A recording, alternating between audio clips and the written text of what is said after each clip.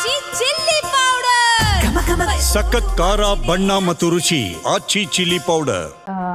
ಇವರು ಮ್ಯೂಸಿಕ್ ಕ್ಷೇತ್ರದಲ್ಲಿ ಅರ್ಜುನ್ ಜನ್ಯ ಅವರು ಒಂಥರ ಏನೋ ಒಂದು ಮ್ಯಾಜಿಕ್ ಮಾಡ್ಬಿಟ್ಟಿದ್ದಾರೆ ಸರ್. ಈಗ ನಿರ್ದೇಶನದಲ್ಲೂ ಕೂಡ ಅದೇ ರೀತಿ ಒಂದು ಮ್ಯಾಜಿಕ್ ಮಾಡಿದ್ದಾರೆ. ನಿರ್ದೇಶನ ಅಂತ ಬಂದಾಗ ನೀವಂತೂ ನೆಕ್ಸ್ಟ್ ಲೆವೆಲ್.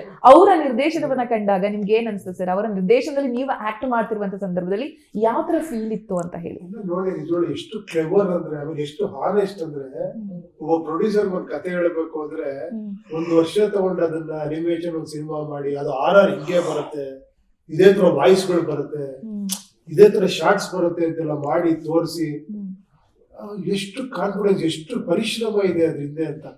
ಈಗ ನಾವು ಮಾಡ್ತಿದ್ವಿ, ಏನಂದ್ರೆ ಒಂದಷ್ಟು ಸ್ಕ್ರಿಪ್ಟ್ ಮಾಡ್ತಿದ್ವಿ, ಒಂದಷ್ಟು ಬೊಂಬೆಗಳು, ಫೋಟೋಸ್ ಎಲ್ಲ ಮಾಡ್ತಿದ್ವಿ. ಬಟ್ ಈಗಿನ ಟೆಕ್ನಾಲಜಿ ಯೂಸ್ ಮಾಡಿ ದಟ್ಸ್ ವೈ ಹೊಸ ಜನರೇಷನ್ ಅವ್ರಿಗೆ ಯಾಕೆ ಬರ್ಬೇಕು ಅಂದ್ರೆ ಅಪ್ಡೇಟೆಡ್ ಆಗಿರ್ತಾರೆ. ಈಗಿನ ಏನ್ ನಡೀತಾ ಇದೆ ನೋಡಿ, ಅವ್ರು ಅನಿಮೇಷನ್ ಸಿನಿಮಾ ಮಾಡಿ ಅದು RR ಮಾಡಿ ತೋರಿಸ್ಬೇಕು ಅಂದ್ರೆ ಆ ಪ್ರೊಡ್ಯೂಸರ್ಗೂ ಅಷ್ಟೇ ಕಾನ್ಫಿಡೆನ್ಸ್ ಬಂದು ನೋಡಿದ್ರು, ಅವ್ರ ಫ್ಯಾಮಿಲಿಗೆಲ್ಲ ತೋರಿಸಿದ್ರು.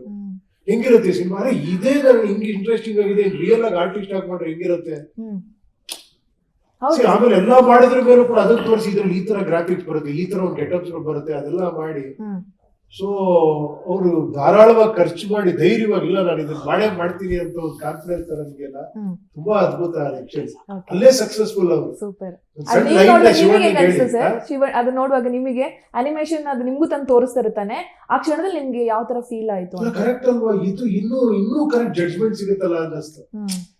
ಈಗ ಎಲ್ಲ ಎಡಿಟ್ ಮಾಡಿ ನೋಡಿ ಕರೆಕ್ಟ್ ಮಾಡಿ, ಯಾಕಂದ್ರೆ ಗುಡಿ ಆ ಟೈಮ್ ನಮ್ ಟೈಮಲ್ಲಿ ಏನಂದ್ರೆ ಮಾನಿಟರ್ ಇರ್ಲಿಲ್ಲ, ನೋಡೋಂತ ಅವಕಾಶ ಇಲ್ಲ. ಅವಾಗೆಲ್ಲ ಏನೋ ಇವತ್ತು ಹೇಳ್ಬೇಕಂದ್ರೆ ಇವ್ರದ್ದು ಬೆಂಕಿ ಹಾಕ್ಬಿಟ್ಟು ಒಂದು ಆಪ್ಟಿಕಲ್ ಅಲ್ಲಿ ಮಾಡಿ ಹೋಮ್ ಇಂಟ್ರೊಡಕ್ಷನ್ ಅಷ್ಟು ಖುಷಿ ಪಟ್ಟಿದ್ವಿ. ಯಾಕಂದ್ರೆ ಅಲ್ಲಿ ಶೂಟ್ ಮಾಡಿದ್ರೆ ನಮ್ಗೆ ಗೊತ್ತಾಗಲ್ಲ ಆ ಬೆಂಕಿ ಇಲ್ಲಿವರೆಗೆ ಸ್ವಲ್ಪ ಎಕ್ಸ್ಟ್ರಾ ಮಾಡಿ ಇವ್ರು ತಗೊಂಡು ಸೇರಿದಾಗ ಅದೆಲ್ಲ ಶಾರ್ಟ್ ಮಾಡಿದಾಗ ಒಂದು ಥ್ರಿಲ್. ಬಟ್ ಈಗೇನಂದ್ರೆ ಒಂದು ಅಡ್ವಾಂಟೇಜ್, ಅವಾಗ ಒಂದು ಥ್ರಿಲ್ ಇತ್ತು, ಇವಾಗ ಒಂದು ಅಡ್ವಾಂಟೇಜ್ ಈಗಲೇ ನೋಡ್ಬೋದು, ಈಗಲೇ ಕರೆಕ್ಟ್ ಮಾಡ್ಬೋದು, ಈಗಲೇ ಚೇಂಜ್ ಮಾಡ್ಬೋದು.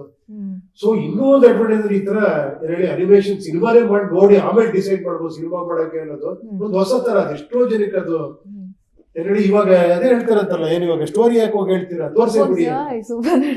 ಅದೇನೋ ಪಿಚಿಂಗ್ ಅಂತ ಆಗಿದೆ, ಪ್ರೊಡ್ಯೂಸರ್ ಪಿಚಿಂಗ್ ಅಂತ ಇಲ್ಲಿ ಇದ್ರಲ್ಲೆಲ್ಲ ಮಾಡಿ ಈ ತರ ನಂದು ಅಂತ. ನಾವು ಅದನ್ನ ನೋಡ್ರಿ ಏನು ಹಿಂಗಿದೆ ಇದು ಸಿನಿಮಾ ಅನ್ಸುತ್ತೆ. ಕಾನ್ಫಿಡೆನ್ಸ್ ಬರ್ಬೋದು ಡೈರೆಕ್ಟರ್ ಮೇಲೆ. ನೀವಿಬ್ರಿಗೆ ಆಫ್ ದಿ ಕ್ಯಾಮ್ರಾ ಏನೋ ಗುಜು ಗುಜು ಗುಜು ಗುಜು ಅಂತಿದ್ರಿ ಸರ್, ಅದೇನ್ ಸರ್ ಅದು? ನಾವು ಯೂಶಲಾಗಿ ಹಂಗೇನೆ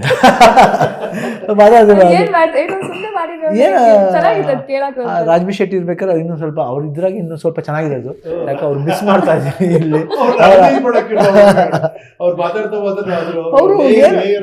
ಅವ್ರು ಏನೋ ಅಲ್ವಾ, ಏನೋ ಒಂದು ಪೋರ್ಷನ್ ಅದು ನಾನು ವಾಚ್ ಮಾಡ್ತಾ ಇದ್ರೆ ಅಂದ್ರೆ ಆ ಬ್ರಿಲಿಯನ್ಸಿ ಟು ದ ಕೋರ್ ಅಂತ.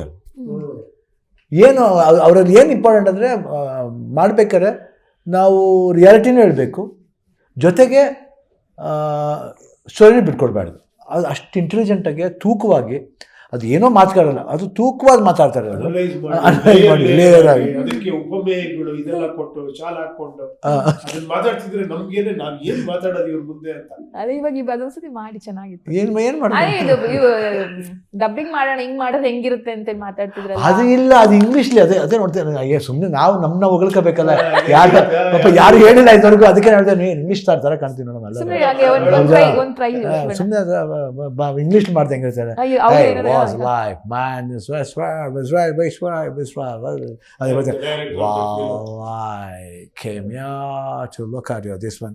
No, don't touch me because I want to go away from you. Oh, no, you can't go away from me. Don't worry, guy, I'm here for you. ಇಲ್ಲ, ನಾನು ಅದನ್ನ dub ಮಾಡಿದೆ ಅಷ್ಟೇ, ಹಳೇದು. Director of this movie. I am the hero of that. I know. I am the hero of this film. Okay. He produced too.